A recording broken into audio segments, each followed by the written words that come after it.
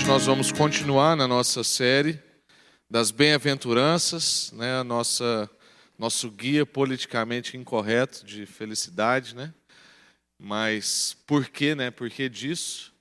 Porque aquilo que Jesus considera como uma pessoa feliz, muitas vezes o sistema, tanto da época de Jesus quanto o sistema atual, não consideram características, né, de uma pessoa feliz.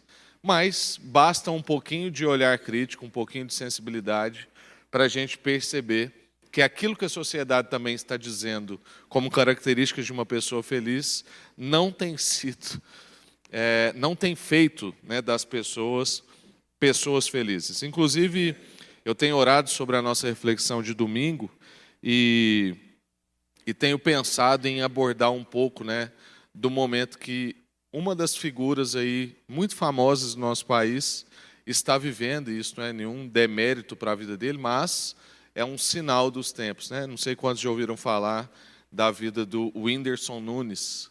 Foi considerado já o maior youtuber do mundo, né?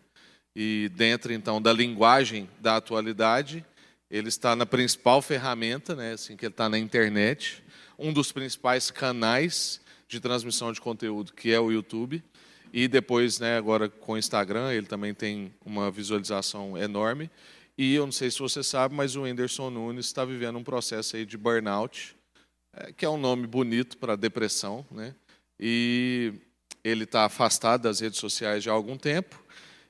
E eu acho que isso ensina algumas coisas para nós, né?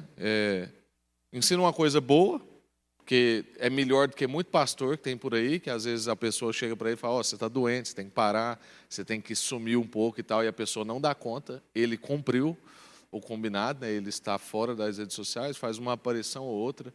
Ele fez uma ontem por causa do falecimento do Gabriel, lá o cantor da Jennifer, né? E que estragou o nome de todos os alunos de escola que chamam Jennifer, né? Mas ele tem cumprido isso. Agora, uma outra coisa que acho que levanta é que a pessoa como um referencial de sucesso que a nossa geração jovem tem, né? Então, e aí não é só ele, mas hoje em dia parece que os principais referenciais são influenciadores de internet. Então, não interessa o quanto alguém estudou para dizer alguma coisa, ou se ele tem influência em outra área. O que os jovens querem ouvir é o influente de rede social, né? É claro que isso aqui é um julgamento bem simplista. Mas o fato é que a pessoa que encarna uma pessoa de sucesso para nós hoje, considerado o maior youtuber que já existiu, não está tão feliz quanto se parecia, né? E aí parece que aquilo que era totalmente estável, regular, seguro, e uma referência de sucesso, parece que não é tanto assim. Aí eu não estou dizendo que ele não é uma referência de uma pessoa e tal. Só estou dizendo que aquilo que às vezes a gente almeja, na verdade, parece que então nós estamos almejando ficar doentes, né? Porque se a gente seguir o mesmo ritmo, fazer as mesmas coisas e almejar os mesmos resultados, chegaremos ao mesmo fim. Eu sei que também não é tão simplista assim, porque envolve perfil emocional, cada um tem um jeito, tem gente que consegue ser mais resiliente às circunstâncias, porém, não deixa de ser uma referência, né? Então, no mínimo, é uma referência bem forte. E isso, por que eu estou dizendo isso agora, né? E sendo que eu estou pensando sobre isso para domingo? Primeiro, porque nós somos família, eu posso compartilhar com vocês as coisas que eu estou pensando para domingo. Mas segundo, também porque tem a ver com isso, né? Aquilo que às vezes nós estamos vendo como felicidade, padrão de felicidade, padrão de sucesso, padrão de referência. Com o passar do tempo, a gente vai descobrindo que não é tão padrão assim e não é tanta referência assim. É o que eu sempre tento alertar nós como igreja, de nós mantermos como igreja num padrão de vida comunitária segundo as Escrituras. Porque tudo aquilo que a gente tem visto a sociedade fazer em termos de, e eu chamo isso de propósito mesmo, de experimento social, é um experimento. Isso que as pessoas estão testando em termos de mexer na identidade das pessoas, abrir para algum questionamento que nunca foi feito em relação à identidade, porque eu sou a favor de questionar coisas, principalmente estruturas, mas identidade é diferente, né? Então, a gente questionar padrão de família, identidade sexual, padrões de moralidade, tudo isso, gente, são experimentos. Ninguém viveu isso. Claro que na Bíblia a gente já viu isso, né? Em Babel viveram um pouco disso que nós estamos vendo agora, e a gente sabe que o resultado não é bom. Mas tudo isso que a sociedade vai colocando, ela não coloca porque, tipo assim, não, nós já vimos isso lá na frente, isso aqui é muito bom e vai dar certo. É um experimento. E como a gente já viu isso nas Escrituras, a gente sabe que isso não vai acabar bem. Então, é muito importante que nós, como igreja, permaneçamos fiéis, né, como um fiel de referência, para que quando isso entrar em colapso, nós ainda sejamos essa referência de um povo que sabe como é que é ser família, como é que é constituir um casamento, como é que é criar seus filhos, um povo que não trocou casamento de aliança para contrato, porque hoje casamento já não é mais aliança, é um contrato, né? Não o que a gente celebra, mas o que celebram por aí. A gente continua crendo que é uma aliança, né? Então nós temos que continuar sendo essa referência que Jesus pede de nós. Esse tipo de gente feliz. Um tipo de gente que é feliz porque é paciente, um tipo de gente que é feliz porque é humilde de espírito, ou seja, sabe a sua condição espiritual, a sua falência espiritual e que não é nada sem o auxílio do Espírito Santo e sem o encontro com Jesus e a adoção do Pai como filhos. Gente que tem consciência ainda e consegue chorar diante de realidades, né? Bem-aventurados os que choram. Gente que é manso, que não ira, que não quer chegar primeiro, que não quer passar por cima das pessoas e dos processos, como a gente já viu algumas vezes. E hoje nós estamos vendo aqui no verso 7 de Mateus capítulo 5, que bem-aventurados os misericordiosos, pois alcançarão misericórdia.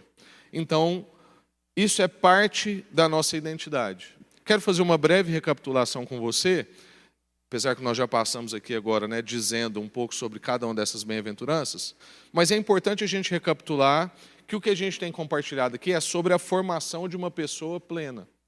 Então, Jesus é essa pessoa plena que está dizendo para nós como que uma pessoa plena vive, como que é a vida de uma pessoa plena, como é a pessoa plena, né? E isso não é apenas para algum da igreja, mas é para todo mundo, não é para um tipo especial de cristão, mas é a apresentação do jeito que os cristãos vivem. Então, se você é cristão, você é misericordioso. Se você é cristão, você chora. E aí eu não estou dizendo que você é emocionalmente frágil ou simplesmente que você é um chorão, mas é que você se compadece, você se sensibiliza, você ainda não foi petrificado pelo tanto de tragédia, e aí você olha e fala assim, é só mais um morto, é só mais uma tragédia natural, é só mais uma pessoa frustrada, é só mais alguém que perdeu o emprego. Não, você olha e fala assim, é um ser humano em dor, é alguém que foi afetado pela queda tanto quanto eu, mas parece que agora ele está experimentando mais isso do que eu, nesse momento. Então, esse é o jeito que os cristãos vivem. Um jeito bem-aventurado, um jeito feliz. E não há felicidade fora disso, por mais paradoxal que possa parecer. É isso que Jesus está trazendo para nós. E é por isso que é importante a gente olhar para o sistema e perceber o padrão de sucesso e felicidade que muitas vezes o sistema prega, porque aí parece que o que fica paradoxal não é o que está nas Escrituras, é o que está no sistema. E é justamente isso que a gente tem que trabalhar na nossa mente e no nosso coração. Por quê? A TV, o sistema, a política, tudo, o comércio, fica pregando para a gente todo dia que isso aqui que nós estamos estudando é que é paradoxal. Mas se a gente consegue ter uma visão espiritual da realidade que está posta, então a gente vai chegar à conclusão de que não é verdade. Acho que o que está paradoxal e as coisas não estão batendo é o que está aí. Porque eu estou vendo gente que dizia para mim que era feliz e que a vida dele entrou em colapso. Quantas pessoas que dizem ter um casamento feliz, que de uma hora para outra ele não é mais feliz. Certa vez eu atendi uma pessoa que falou para mim que estava vindo conversar comigo porque ele queria separar. Eu falei, quantos anos de casamento você tem? Ele falou, 17. Eu falei, quantos filhos? 2. Falei, filha já crescida e tal? Falei, e tem quanto tempo que você está pensando sobre isso? Ele, foi os últimos dias aí, está muito ruim e tal. Eu falei, ó, você me desculpe perguntar, mas tem quanto tempo você está traindo sua esposa? Aí, eu vou o maior susto do mundo. Assim, casamentos de 17 anos, com 2 filhas, bem criadas como você tem, não resolvem acabar nos últimos 5 dias. Tem alguma coisa aí que está acontecendo. Pode não ser isso que eu estou perguntando, mas tem alguma coisa. Nenhum casamento é feliz, feliz, feliz e de hoje para amanhã ele está ruim. Então, irmãos, é importante a gente ter um olhar crítico, porque o sistema ensina a gente a ter um olhar crítico para as Escrituras. Mas a gente também tem que aprender a ter um olhar crítico para o sistema, para que a gente não seja engolido por essas coisas que vão pregando para nós, que dizem que eles é que sabem o que é felicidade, o que é constância, o que é uma vida alegre, plena, né? Porque, na verdade, a gente sabe que alegria e plenitude só é encontrado nas Escrituras e com Jesus, porque também só as Escrituras sem Jesus a gente sabe que é letra, e a letra mata, né? Então, algo que a gente disse aqui na última exposição, e que é importante a gente lembrar, é que a gente disse que ninguém nasce manso, quando a gente falou sobre mansidão. Porque tem muita gente que se desculpa dizendo assim, mas eu sou de uma família nervosa, eu sou de uma família irritada, e por isso que eu não consigo ser um bem-aventurado manso. Mas a gente, então, disse que realmente mansidão, Jesus não está falando de um caráter de personalidade, mas ele está falando de um fruto do Espírito. Então ninguém nasce manso. Mansidão é um fruto espiritual que vai sendo desenvolvido. Inclusive, nós terminamos a reflexão da última série, que não foi na quarta passada, né, foi na retrasada, dizendo que não é que está faltando mansidão, está faltando sensibilidade. É porque a gente não está... Na verdade, está faltando espiritualidade. Foi o que a gente disse. Foi essa palavra que nós usamos. Então, se você tem um problema com a mansidão, com domínio próprio, com essas coisas, o que falta para nós não é a coisa em si. É porque está faltando espiritualidade.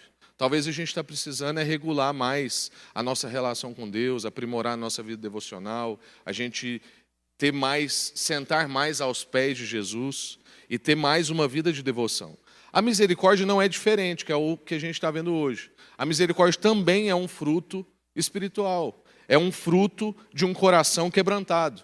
O Dr. Martin Lloyd Jones vai dizer o seguinte, o Evangelho põe toda a sua ênfase sobre a questão do ser e não sobre a questão do fazer.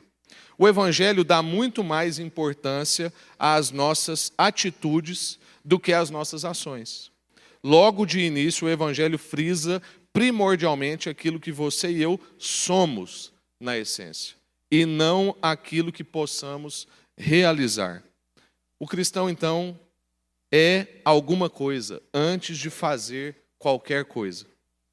Portanto, meus irmãos, nós não estamos simplesmente falando de um comportamento, de que você vai fazer alguns comportamentos de ser misericordioso ou de ser manso. Nós estamos dizendo sobre um fruto espiritual, um fruto que é natural daquele que está em Cristo, daquele que foi encontrado por Cristo e que está sendo trabalhado pelo Espírito. Então, o bem-aventurado misericordioso, que somos eu e você, somos bem-aventurados misericordiosos, somos felizes em sermos misericordiosos, porque encontramos com Jesus, temos a nossa identidade reformulada, como Paulo disse, as coisas velhas já passaram, eis que tudo se fez novo.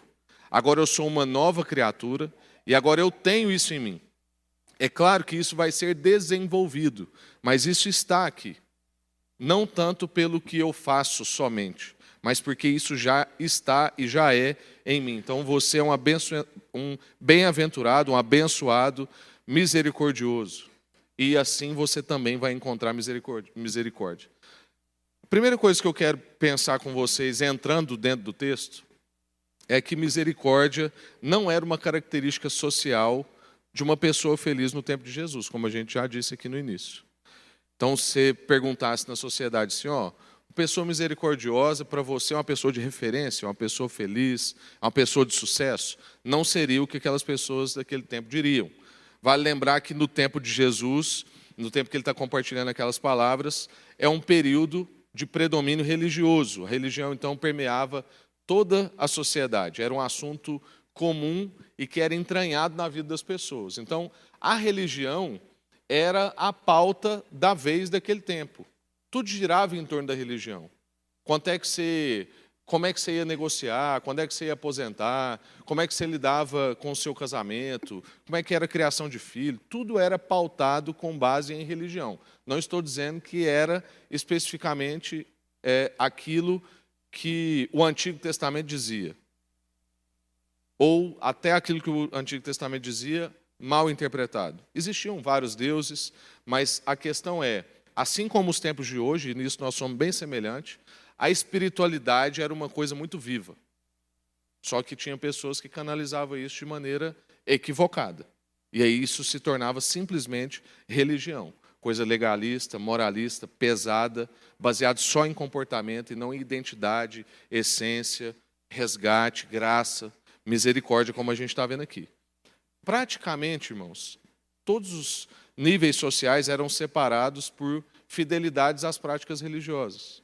As pessoas faziam questão de fazer isso publicamente. Então, se você queria ter um status social, que hoje a gente chamaria isso de capital moral, então, se você quisesse ter um capital moral, você orava em praça pública, você guardava o sábado, você dava dízimo até da hortelã, como Jesus disse, você apedrejava pessoas pecadoras, e assim por diante. Então, quem fazia essas coisas era alguém bem visto na sociedade. Alguém que era visto orando no meio da praça, no pátio, alguém que era lá rígido com o seu dízimo até da hortelã, alguém que via um problema de pecado, trazia essa pessoa, fazia uma roda e apedrejava. Todos esses eram vistos com muito bons olhos, porque aquele era um tempo religioso.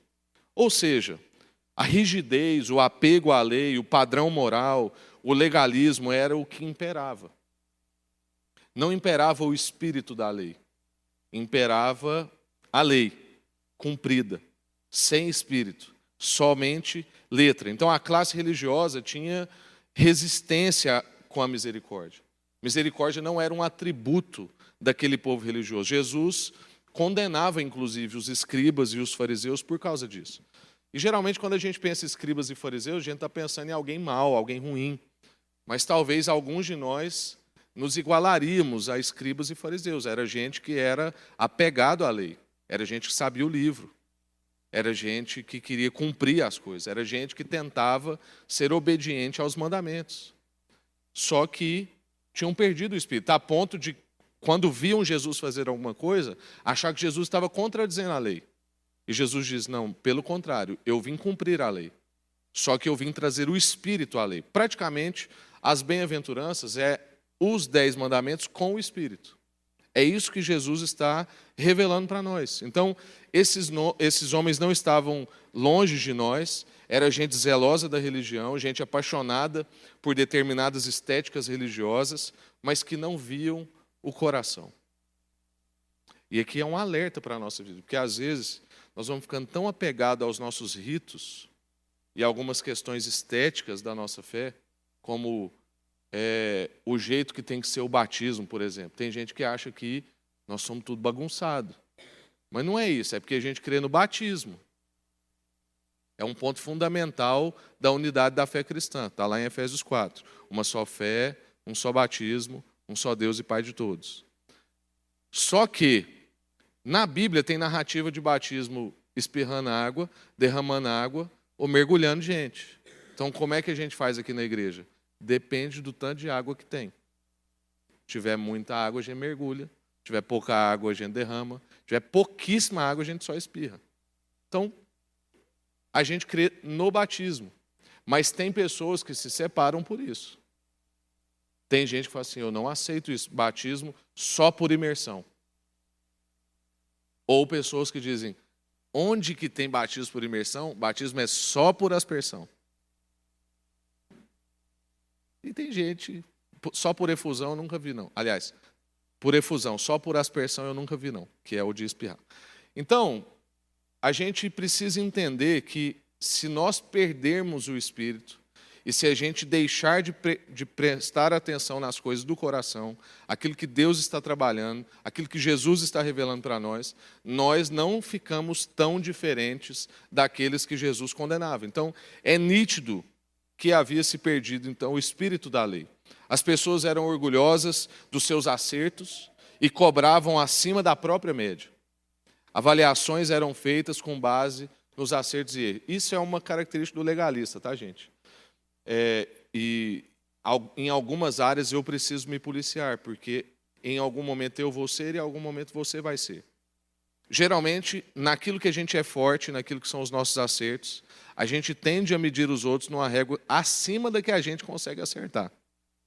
Esse é um erro que acontece recorrentemente com a nossa vida. A gente que é orgulhoso do nosso acerto tende a colocar para o outro um padrão que está acima até do nosso. É claro que a gente não percebe isso tão claramente quando a gente faz, mas isso acontece.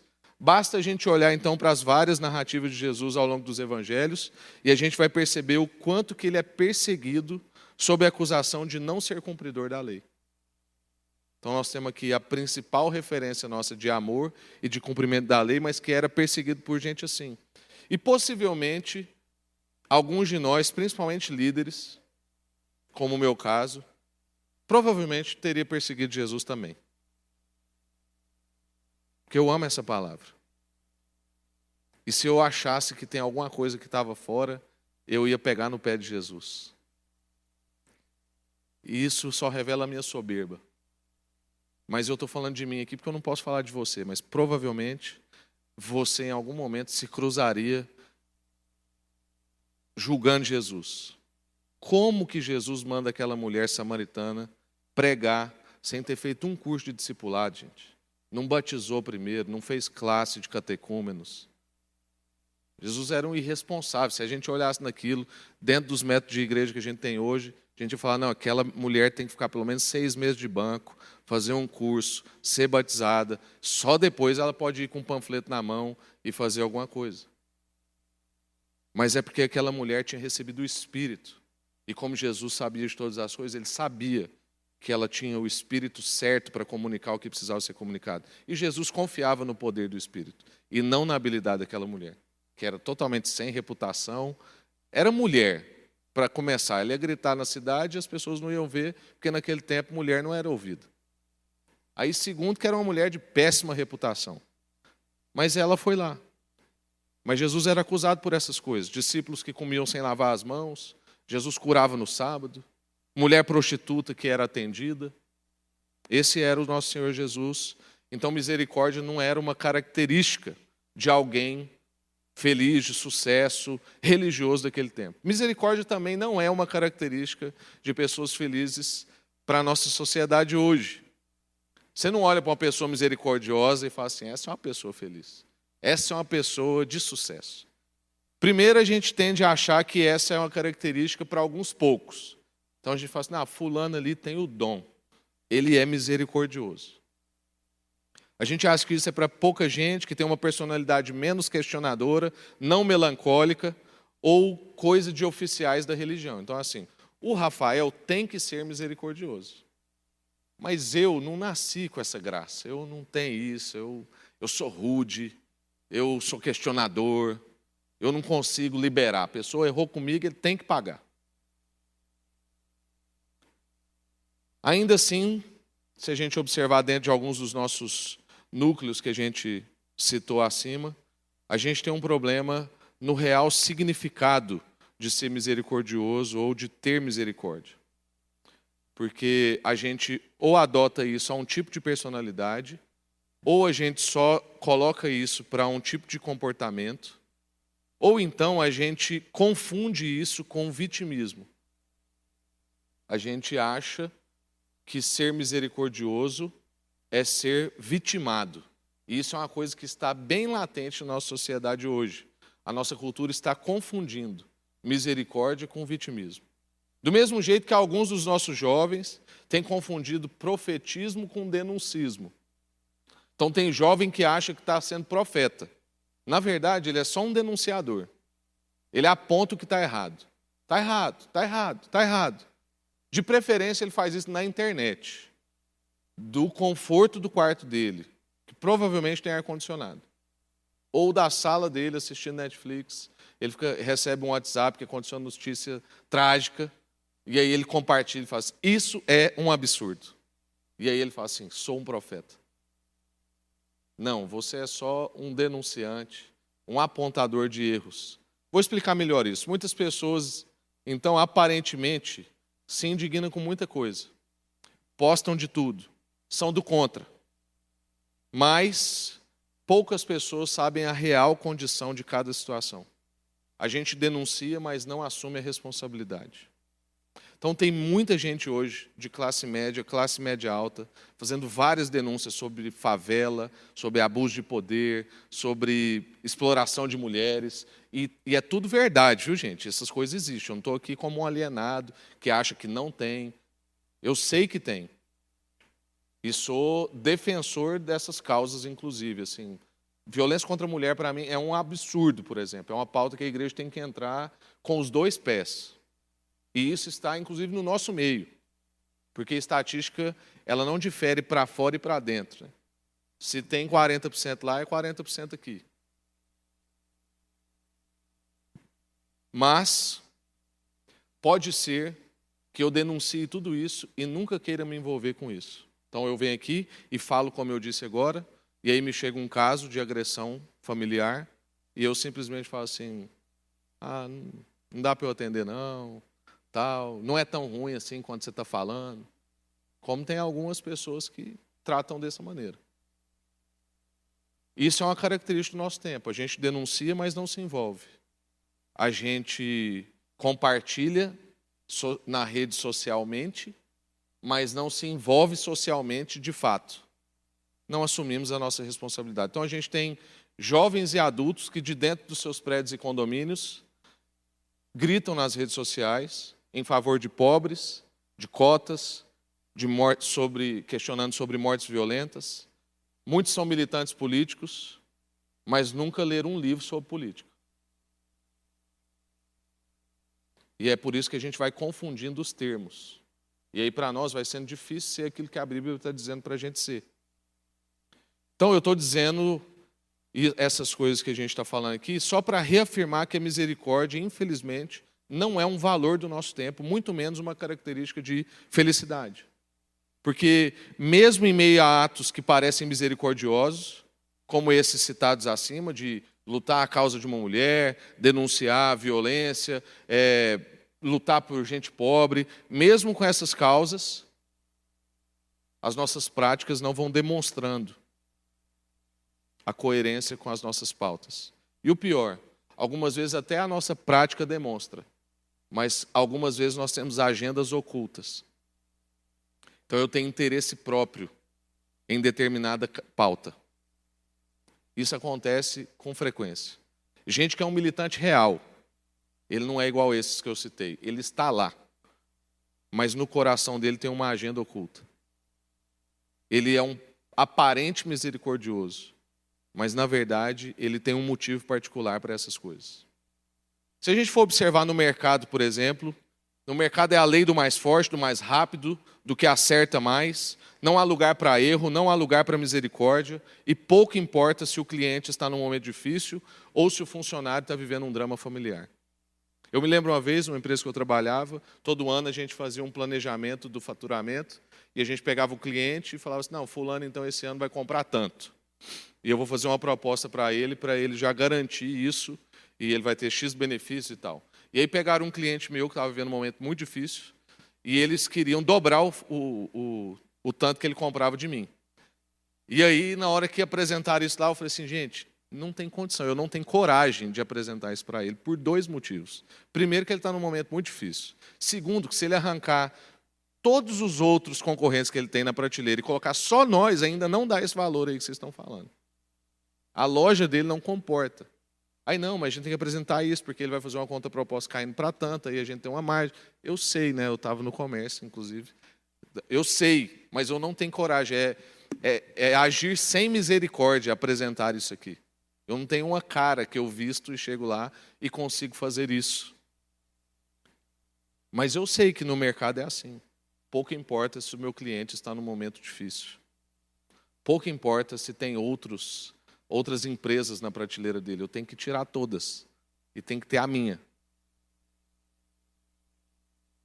E eu era um bom representante, viu, irmãos? Sempre bati meta, tudo bonitinho. Mas não desse jeito. No sistema de ensino, se a gente vai olhar, é da mesma forma. Os métodos avaliativos são sem misericórdia, a preferência dos professores por alguns alunos que acertam mais. E é assim que é. Como eu fui um aluno dos que não acertava muito, eu sei bem o que é isso aqui, na pele. E se a gente vai para a nossa casa, a gente tem que tomar muito cuidado, porque se a gente não toma cuidado, a gente leva essa lógica também para dentro da nossa casa. Eu já ouvi muitos pais que dizem aos seus filhos que eles são burros, que eles são lerdos, que eles são igual a um fulano, e aí esse fulano é bem pejorativo. Maridos que não percebem o momento frágil da sua esposa, ou esposas indiferentes às pressões que o marido está vivendo, e quer que resolva o problema dela. Ou seja, todas as ações sem misericórdia. Mas Jesus apresenta a misericórdia como um jeito de ser feliz para aqueles discípulos.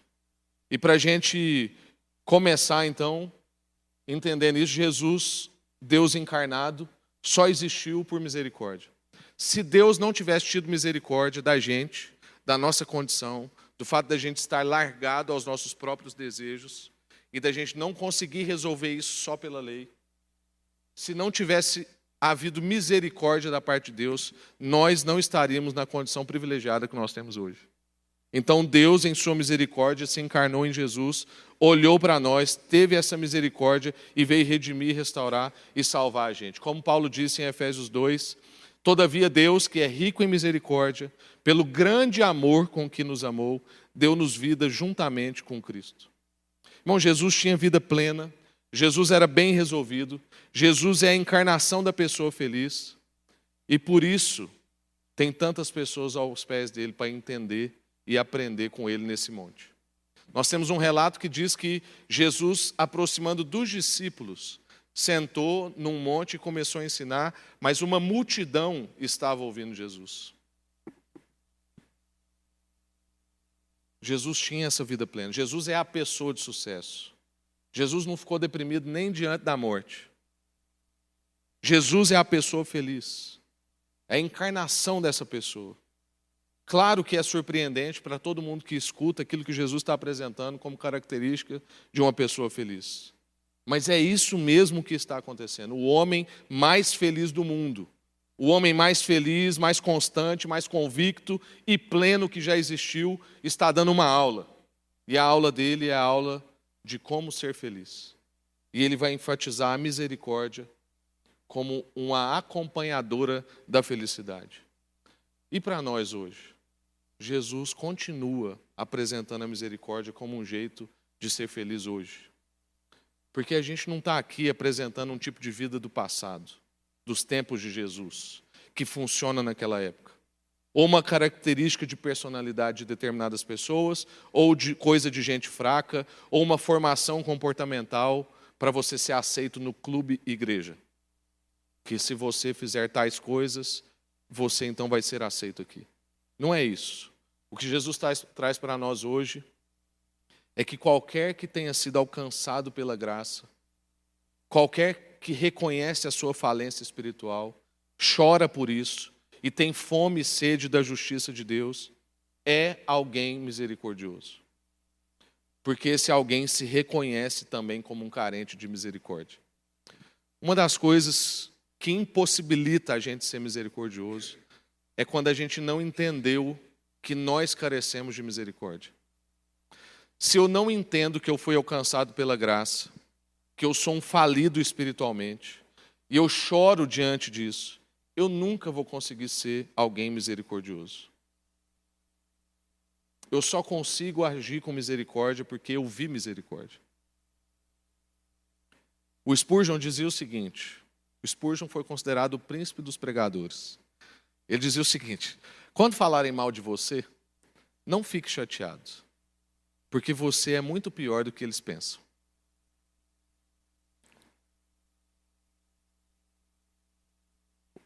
O apóstolo Paulo também disse, e nos ajuda a compreender isso, ele disse o seguinte: quando eu sou fraco, é que eu sou forte. E o mesmo vale para quando eu sou forte, é que eu sou fraco. Se eu me acho, por exemplo, bom em determinada coisa, eu vou ter a tentação de ser implacável com alguém que não está acertando tanto naquela determinada coisa. Mas, se eu me considero incompetente ou fraco em alguma outra coisa, então eu vou reconhecer os esforços alheios com mais facilidade. E vou ter mais paciência e mais misericórdia. Então a gente tem que estar muito alerta aos nossos pontos fortes, porque geralmente são neles que a gente cai. Por isso que geralmente adultério de pastor não é com prostituta, é com membro de igreja. Porque é onde ele é forte. Às vezes ele acha que nunca vai acontecer. Talvez ele não tenha noção do poder que a pregação dele tem.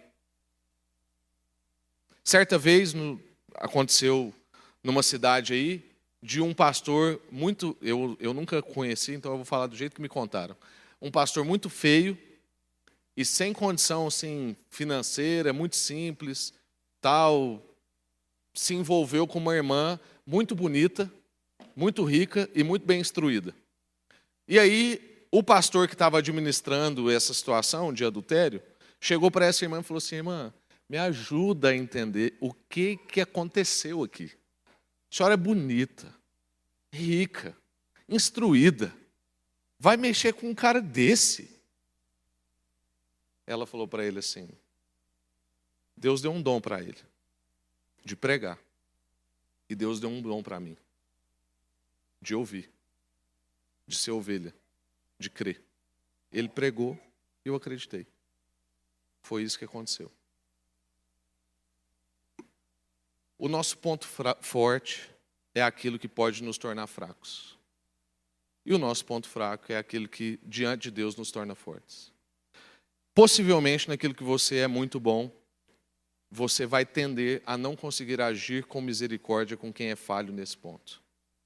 Por isso, uma frase do pastor Ziel Machado também me abençoa muito. Ele diz assim: a área débil do seu irmão não é o seu parque de diversões, mas é a sua área de ministério na vida dele. Então, se você tem lá um amigo que você percebe uma área de muita fragilidade na vida dele, não é a área de você fazer piada, de você contar a história para os outros, ou de você simplesmente pisar nele e ser implacável com ele. É a área de você exercer ministério na vida dele, é a área de se ajudar a vida dele. Então, as áreas que nós temos que estar mais atentos na nossa vida para a gente conseguir ser misericordioso, é onde a gente é bom, é onde a gente acerta. Então daí que é a importância da gente reconhecer a nossa real condição diante de Deus. Por isso que a frase do Spurgeon faz tanto sentido para nós. Se alguém pensa mal de você, não fique tão chateado assim. Porque bem provavelmente você é pior do que a pessoa está pensando. Reconheça a sua real condição diante de Deus, pois assim você vai se tornar misericordioso. O Lloyd Jones diz: não mais estarei enxergando os outros homens conforme eu costumava vê-los. Agora, eu vejo-os através dos olhos cristãos. Vejo-os como vítimas e escravos do pecado de Satanás e do caminho do mundo. O que o Lloyd Jones está dizendo? Que quando ele olha para as pessoas e as pessoas estão fazendo algo que ofende, algo que não é o que convém, algo que não está nas Escrituras, algo que me ofende, que me atrapalha, que me machuca talvez algumas vezes, que me traz prejuízo, eu não olho para essa pessoa como se ela só quisesse fazer isso, mas eu olho para essa pessoa como vítima e escrava do pecado. É claro aqui que nós não estamos falando de alguém que finge que não tem nada de errado acontecendo. Eu não estou dizendo para a gente pôr panos quentes em cima de situações que nos ofendem. Isso chama omissão. Eu estou dizendo da gente tratar, mas tratar com misericórdia. Algumas vezes, inclusive, perdoar a dívida. Perdoar sempre, na verdade. Mas, algumas vezes, nós vamos ajudar essa pessoa a ser transformada. Só que com misericórdia. E não simplesmente aplicando uma punição sem chance de recuperação para essa pessoa. Muito se fala no ambiente da igreja, e eu quero encerrar com isso, sobre avivamento. Hoje, então, você abre o Instagram e segue algumas igrejas, é avivamento para todo lado. Mas eu vou dizer uma coisa para vocês. Se a gente for viver um avivamento, e eu não duvido que talvez alguns lugares estejam vivendo, os primeiros sinais que a gente vai ver num avivamento vai ser um reconhecimento de falência espiritual das pessoas, que vai encontrar satisfação em Deus e na sua justiça. E isso vai resultar em misericórdia para com as outras pessoas. Não há ambiente de avivamento onde há julgamento, onde há gente inescrupulosa, onde há falta de perdão, onde não há renovação de disposição com as pessoas. Misericórdia, então, é um refluxo do amor de Deus. É o único refluxo que é bom, talvez. Misericórdia é um refluxo do amor de Deus. A gente compreende o amor, nós somos afetados por esse amor, e agora, então, nós queremos acolher como Ele nos acolheu, amar como Ele nos amou e exercer misericórdia como Ele exerceu com a nossa vida. A pessoa feliz, então, é a pessoa misericordiosa. É feliz porque recebeu esse amor, viu esse amor e foi alcançado por misericórdia em amor.